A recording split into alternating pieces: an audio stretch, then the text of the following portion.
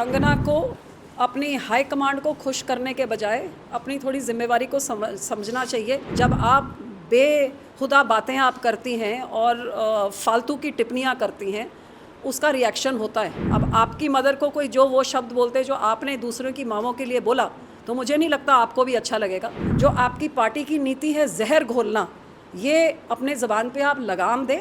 देखिए, मैं समझती हूँ कि कंगना को अपनी हाई कमांड को खुश करने के बजाय अपनी थोड़ी जिम्मेवारी को समझना चाहिए कि वो एक ऐसे ओहदे पे बैठी हुई हैं, चाहे वो एक एक्ट्रेस थी।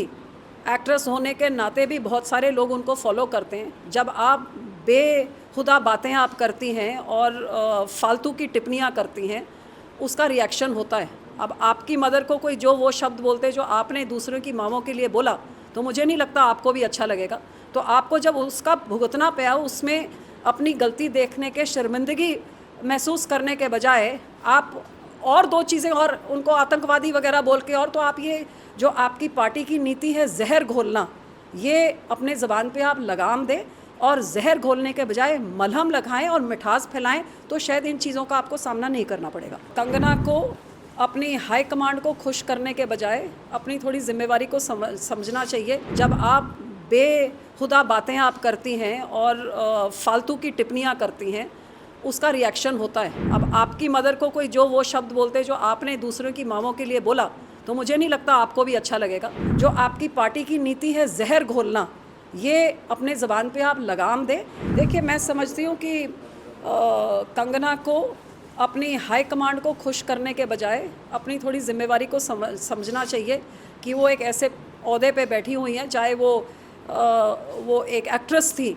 एक्ट्रेस होने के नाते भी बहुत सारे लोग उनको फॉलो करते हैं। जब आप बेहुदा बातें आप करती हैं और फालतू की टिप्पणियाँ करती हैं, उसका रिएक्शन होता है। अब आपकी मदर को कोई जो वो शब्द बोलते जो आपने दूसरों की माँओं के लिए बोला, तो मुझे नहीं लगता आपको भी अच्छा लगेगा।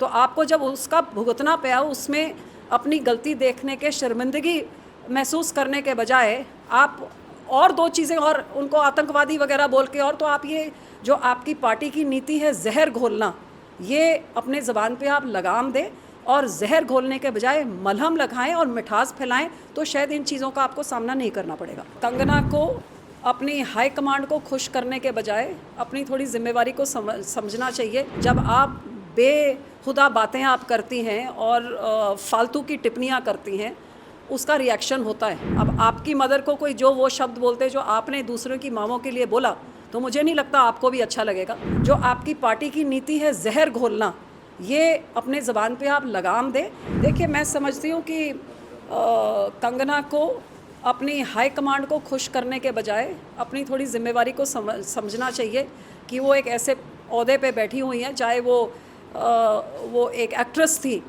एक्ट्रेस होने के नाते भी बहुत सारे लोग उनको फॉलो करते हैं। जब आप बेहुदा बातें आप करती हैं और फालतू की टिप्पणियाँ करती हैं, उसका रिएक्शन होता है। अब आपकी मदर को कोई जो वो शब्द बोलते जो आपने दूसरों की माँओं के लिए बोला, तो मुझे नहीं लगता आपको भी अच्छा लगेगा।